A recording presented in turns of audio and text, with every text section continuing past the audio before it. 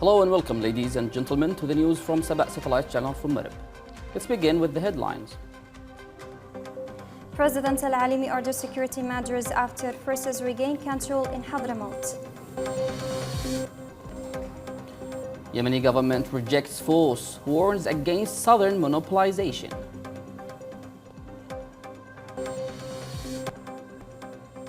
Wide regional backing for Saudi-hosted dialogue on Yemen's southern issue.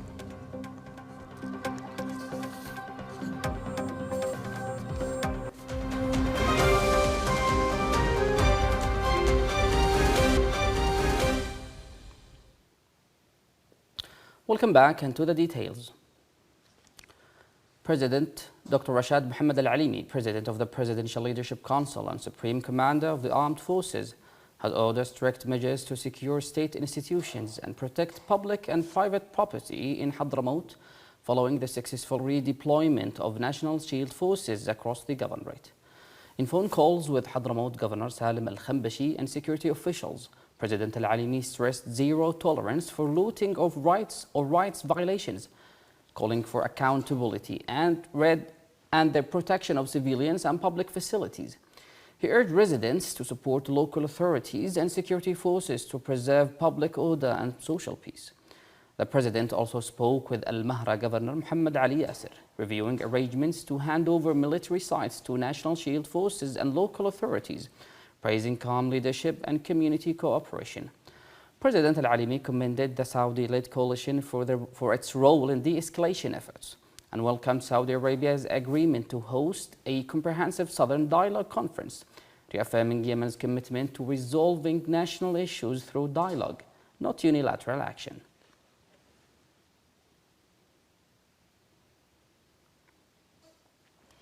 A presidential source said Dr. Rashad Mohammed Al-Alimi, President of the Presidential Leadership Council, has closely followed appeals from Southern governorates, welcoming their call to protect the essence of the Southern issue and reject exclusionary or unilateral approaches. President Al-Alimi reaffirmed that Southern issue is a just and central cause in building Yemen's modern state, stressing that its resolution cannot be monopolized by any single party nor imposed through unilateral steps or the use of force. He emphasized that any solution must emerge through an inclusive dialogue and institutional processes grounded in agreed national, regional, and international preferences, including the national dialogue outcomes, the Gulf Initiative, the Riyadh Agreement, and the Transfer of Power Declaration. The source added that in response to Southern appeals, the President firmly requested Saudi Arabia's sponsorship of an inclusive Southern Dialogue Conference in Riyadh, expressing hope it would bring together all Southern components without exclusion to achieve a sustainable and just outcome. Member of the Presidential Leadership Council, Abdullah Al-Alimi, has expressed a deep appreciation to Saudi Arabia for its sustained efforts to stabilize the situation and protect civilians across Yemen, particularly in Hadramaut, Shabwa, and Al-Mahra. In a post on X, Al-Alimi praised the kingdom's decision to host and sponsor the Southern Dialogue Conference, describing it as a sincere step towards stability, towards supports peace, stability, and an inclusive process to address the Southern issue through dialogue. He also commended Southern political forces that welcomed the initiative and affirmed their readiness to participate, stressing that responsible dialogue remains the only viable path toward narrowing differences and unifying positions.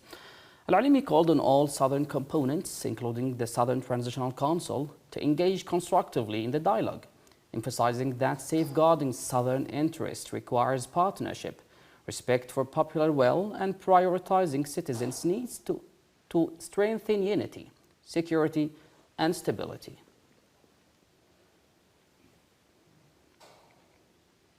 Prime Minister Salim Saleh bin Braik has held intensive phone calls with the leadership of Hadramaut and Al-Mahra governorates to follow up on efforts to restore normal conditions following recent developments in the eastern governorates.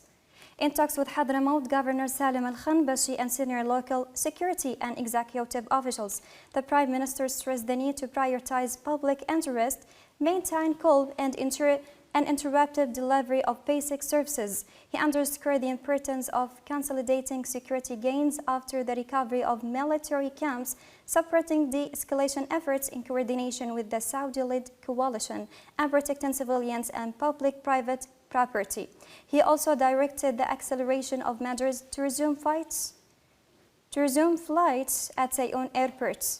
In a separate call with Al Mahra Governor Muhammad Ali Yasser, bin Buraik praised the governorate's calm and balanced handling of the situation, describing it as a model of responsible crisis management. He reaffirmed the governorate's full support for local authorities to maintain stability, ensure the continuity of state institutions, and ease the hardship faced by citizens. During a televised interview, Deputy Minister of Foreign Affairs Mustafa Nu'man has affirmed that the government and the Saudi-led coalition had no intention of using force in the Eastern governorates, stressing that recent measures aim to prevent escalation rather than provoke it. Nu'man underlined that coordination with Saudi Arabia is focused on de-escalation, safeguarding civilians, and preserving the authority of the state, not imposing military solutions. At the outset, I have to admit and say that the government had no intention, nor the government of the Kingdom of Saudi Arabia, to recourse to force, to take all the forces that the SCC has sent to the eastern provinces of Hadramaut and Al Mahra and Shabwa. In the interview, he challenged claims of exclusive political representation of the South, emphasizing the diversity of Southern political actors. He warned that attempts by the Southern Transitional Council to monopolize Southern representation risk deepening divisions and undermining inclusive political dialogue. And he has to admit that he is not the only representative of the South. There are many Southern blocs that are not under his umbrella. Now he's trying to impose himself as the sole leader, the sole representative of all the southern territory, which is not true. The Deputy Foreign Minister also pointed to what he described as extensive foreign backing for the STC, particularly from Iran and the United Arab Emirates, arguing that such involvement complicates Yemen's path toward unity, sovereignty, and a comprehensive political settlement. We have to tell the viewers now, Idris al-Zubaydi was first supported, trained, and financed by Iran. He was in Beirut under the umbrella of Hezbollah. Then he changed allegiance and he became a proxy of the United Arab Emirates, unfortunately. Everybody knows that the United Arab Emirates are the financier of the SCC. They train them, they finance them, they arm them. The Deputy Foreign Minister stressed that Yemen's internationally recognized government remains committed to dialogue, de-escalation, and preserving national unity, while warning that unilateral actions and external interference risk deepening divisions and undermining prospects for a comprehensive political settlement. The Organization of Islamic Cooperation has welcomed Saudi Arabia's initiative to host a comprehensive conference on fair solutions to the Southern Cause, following a call by Rashad Muhammad Al-Alimi, President of the Presidential Leadership Council. The OIC stressed that Yemen's unity and stability are essential to regional security, emphasizing that inclusive dialogue is the only path to lasting peace. The Muslim World League also praised Saudi Arabia's response, describing it as a sincere effort to support Yemen through dialogue. International support followed, with Pakistan, Jordan, and Turkey welcoming the initiative and urging Yemeni parties to engage constructively. Meanwhile, Syria and Morocco reaffirmed that dialogue and respect for Yemen's unity and sovereignty remain the only viable path to stability. The Yemeni Women Empowerment Foundation has revealed that it documented 174 cases of killings and injuries resulting from what it described as grave violations committed by forces affiliated with the Southern Transitional Council in Hadramaut and Al Mahra. In a report received by Yemen's official news agency, the foundation said the violations recorded between December 2nd, 2025 and January 2nd, 2026 directly targeted civilians, leaving 143 people killed and 31 others injured. The report also documented 27 home raids involving forced entry, confiscation of private property, and the terrorizing of families, including women and children. As a result, 362 families were forcibly displaced from Hadramaut and Al-Mahra to neighboring governorates, most notably Marib. The foundation further reported 62 cases of abduction, including enforced disappearances carried out without legal warrants, as well as direct gunfire in residential areas and the militarization of civilian neighborhoods. The organization described these acts as flagrant violations of fundamental rights, particularly the right to life, liberty, and personal security, calling for independent investigations, accountability, and justice and reparations for victims. Yemen's military landscape is witnessing a significant development with the recent development established by a decision of the Presidential Leadership Council. National Shield Forces has rapidly expanded into a major state-backed military formation. This report sheds light on its structure, size, deployment, and strategic role in the recent military development.